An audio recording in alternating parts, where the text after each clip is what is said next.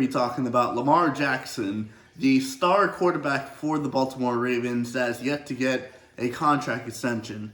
Now, when it comes to Lamar Jackson, he's played his 5 years. He's going to be a free agent this coming summer or this coming spring. But will the Ravens extend?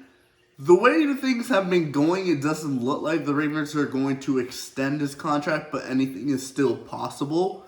So, I decided to go back and take a look at Lamar Jackson's stats throughout his career. And remember, he's not a normal, typical type of pocket passer. He's more of a running gun type of thing. So, I don't expect his passing yards, and I don't expect his interceptions to be that much, because he does throw the ball a good amount of times, but he's not like Tom Brady, who has over 5,000 yards, really. So, in his rookie season, Lamar Jackson played 16 games, 99 completions for 170 attempts, 58.2 completion percentage, threw for 1,201 yards, 6 touchdowns, 3 picks. Had a QBR rating of 42.6. 2019, which was his MVP season, and I might I add, unanimous MVP from Lamar Jackson. 15 games played.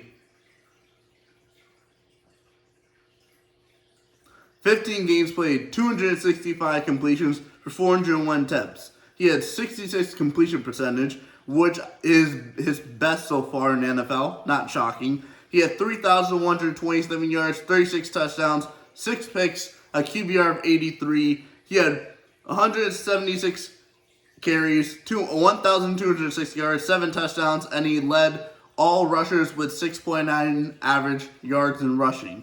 2020, he had 15 games, 242 for 376, 64.4 completion percentage, 2,757 yards, 26 touchdowns, 9 picks, had a QBR rating of 67.3, had 159 carries for 1,005 yards, 7 touchdowns, 6.3 average yards per rush. 2021 and 2022 it's kind of gone downhill because he's had back-to-back seasons with a big injury. In 2021, he played 12 games, 246 for 382.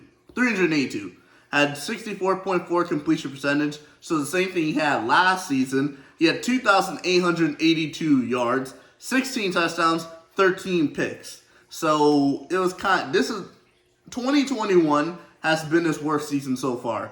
Had a QBR rating of 50.7, had 133 carries, 767 yards, 2 touchdowns, had an average carry per 5.8 yards. And then this past season, 12 games played, 203 for 326, 62.3 completion percentage, 2,242 yards, 17 touchdowns, 7 picks, had a QBR rating of 59.5, had 112 carries, 764 yards, 3 touchdowns, and he was averaging 6.8 yards per rush. So, looking at Lamar Jackson's career, 2021 has definitely been the worst of his career besides his rookie season. 2019 was definitely the best, and if I had to say the second best, I gotta say, when it comes to it, it's gotta be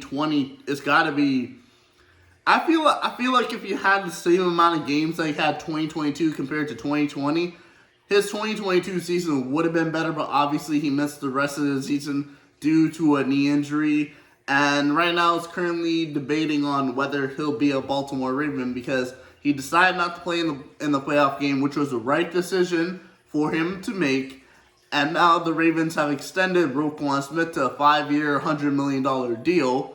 And that'll be interesting because he's getting $20 million per year. So Lamar Jackson is looking at something below what Deshaun Watson got, but he's still going to be, wanting to get paid because Justin Herbert's coming up, Joe Burrow's coming up, Josh Allen's coming up, Patrick Mahomes already got his money. So all these quarterbacks are getting ready to get paid. So, do I really think that Lamar Jackson is going to get a contract offer from the Ravens? No.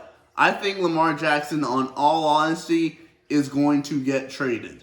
And where is he going to get traded? Well, you don't have to look further anyway than the Miami Dolphins. I think Lamar Jackson will get traded to the Miami Dolphins. The 2019 MVP for the NFL will get traded to the Miami Dolphins. The Dolphins will get Lamar Jackson and a 2024 6th-round pick. The Baltimore Ravens will get Tua Tagovailoa, a 2024 first, a 2025 first, a 2023 second, and a 2024 4th-round pick.